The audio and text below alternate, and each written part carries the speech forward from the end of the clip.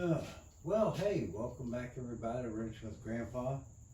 Had to go get some more V8 juice because today's been kind of a trial and tribulation and gnashing of teeth day. So let's see what's going on after I have a little something to parch my thirst. Mm. Original V8 on ice. Love it. All right. Let me see if I can't wander around over this way.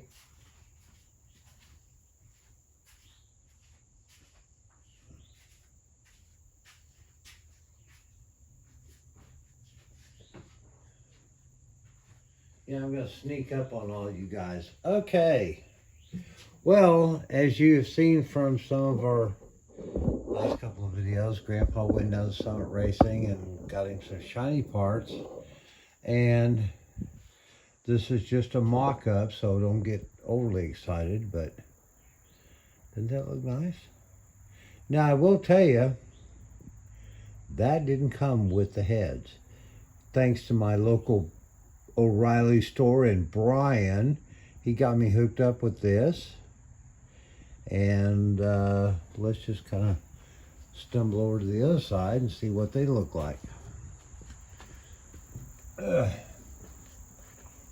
Now, as you may have seen on the previous episode of Grandpa Doesn't Have a Clue, I wanted to try to do the lettering on the covers to match the body. Well, that didn't really work out very well. I mean, it was okay, but it just wasn't what I really wanted to do. So, as you can see, we've gone all chrome. Isn't that pretty?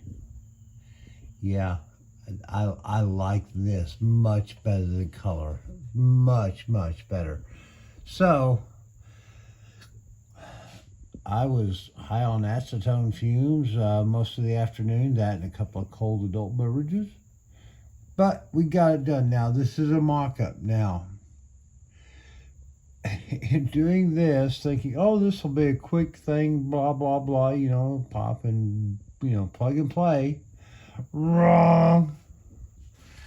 Now, let me stop and let me zoom back just a bit.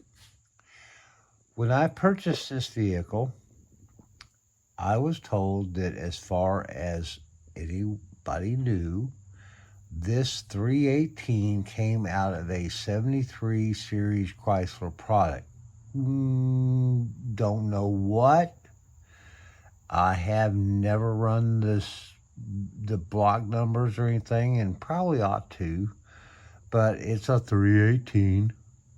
And the water pump, when I replaced it and some of the other parts, seemed to match up with a New Yorker. Although, it's my understanding that in 73, New Yorkers didn't have 318s, but I don't know. I'm not that proficient in the history. All I know is I try to buy parts that will fit. Well, that being said, one thing, when I got these new covers, of course, as I mentioned before, they don't have any kind of receiving brackets for your wiring, for your any of that. But more importantly, you get down here, and let's see if we can't zoom in just a bit. Ooh, look at that clarity. 4D. Yeah, right. The PVC. Now, in the original cover, this set up here, and the grommet and the assembly was different than the new. Well, thanks to Brian down at O'Reilly's, and he told me this would add about 5 horsepower to the build. I'll see. We'll put it on the dyno later. This is actually a PVC valve for a Chevy. So, you know, whatever. Hey, if it works, I don't care. as long as it doesn't say Land Rover or something like that on it. So, yeah, got rid of all the blue that they came in and got rid of all the crap I put on them. So they look a little nicer. I think that will actually work better in my overall concept. But now here's what I ran into today in trying to do this and prepping for a video. And honestly, this video is being shot before I really thought it out. I needed to do this. So here we are. Let me zoom back a little bit. Like I said earlier, oh, do you like the little frosty lighting here? It kind of gives us a magical feel like fairy dust. I wish these builds are never done. You tinker with them long enough, you get into all the different cracks and crevices and doodads and thingamabobs, and my God, you could end up spending your life and everything you earn on trying to make them perfect. God save the king. Let me show you what we found today when we popped covers off both sides. Well, of course, you saw us pop this one off. It literally fell off on its own, and that one was pretty much the same way. Okay, let me see if we can get in here.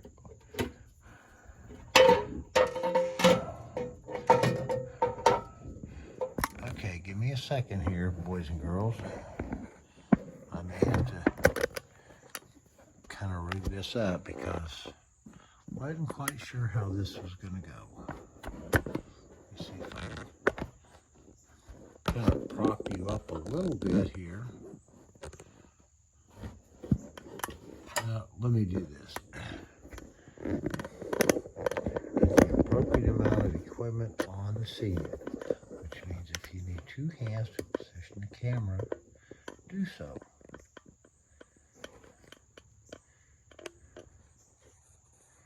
Come on, girl. I know we didn't do a rehearsal. This is kind of like, on the fly video. We're not Fox News. We're not jumping out of helicopters or anything like that, but it'd be nice if the equipment worked when you wanted it to. Come on. Just a little bit.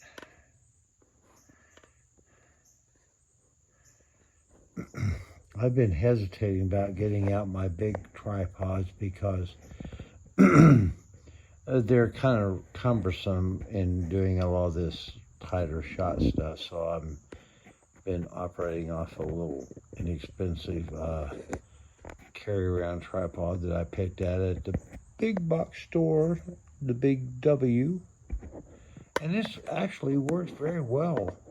It's just, it's got its limitations like this. Okay. Come on. You can do it. Just for a minute. Come on. Okay.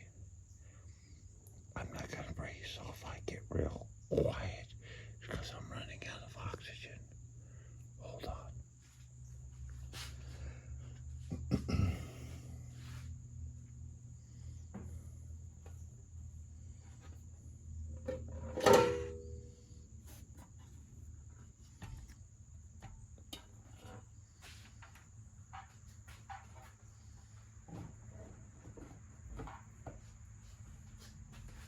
Okay, so this is what I found out, and cleaning up and, trying to get an idea of what the top side of these heads look like. All in all, they're not in bad shape. I mean, everything seems to be tight and in fairly good shape, but whoa, what the heck is this? Are you kidding me? You talking about getting flake in your engine? Duh. You gotta be kidding me. And once I started kind of cleaning some of the crap off of some of these things, I started getting, a little bit of movement out of them, which just further, look at this. Oh yeah, that's great. Yeah, get that up to about 3,000, 3,200 RPM and see how long that lasts before you start screwing something up. Not that we're talking about doing that, but obviously this top end has got some issues too. And come on guys, this apparently is a 73 model Chrysler 318. 73. Let's see, that's what, 45, 50-year-old engine, and it still runs, or at least it did before I started fucking with it. Excuse my French. Sorry, this is not a kid-friendly channel. But so we've got that. We'll come over here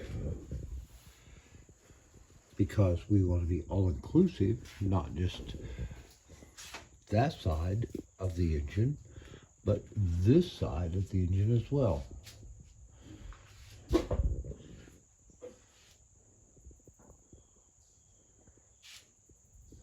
That looks nice, doesn't it? Yeah. Chrome, oil,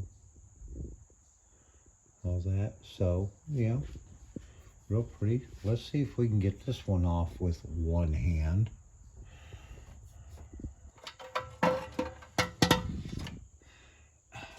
This one came to rehearsal. We'll go ahead and set it back in the box. But as you can see, same issue. I mean, I'm no rocket scientist, but I know when you're dealing with moving parts at high RPM over extended periods of time and temperature, you can't have metal surfaces that aren't supposed to be rubbing on each other. So, my wingman is currently on internet. We're going to see what we can do. I'm honestly considering pulling this rocker arm assembly, rehabbing it, and machining out these so that they're not doing this. They shouldn't be in contact with each other. Of course, looking on some of the websites, we might be able to just, drop a whole new assembly in here for cheaper than jacking with it. We'll see. Remember, the budget is limited. There are only so many aluminum beer cans and recyclable pop bottles out in the ditch in front of the house. So, but this has got to be dealt with before we put the shiny parts back on. I don't want to deal with it later because later's not better. Not at this stage in what we're trying to accomplish. Listen, guys, I appreciate you watching. I would hope that tomorrow I could bring you some more content. We'll just see what tomorrow brings. Maybe we'll do a walk around to the backyard and Bella can go out there and sniff and, mark her territory, or maybe we'll come up with something else to do. Lord knows I've got other projects in the driveway. Thanks for watching. If you're not subscribed, please consider it. Always a thumbs up if you appreciate what I'm trying to do. And if you got any comments or you want to share this with some of your friends who are dealing with old girls like this, please do so. Thanks again. Have a safe and blessed weekend. See you soon. Bye-bye.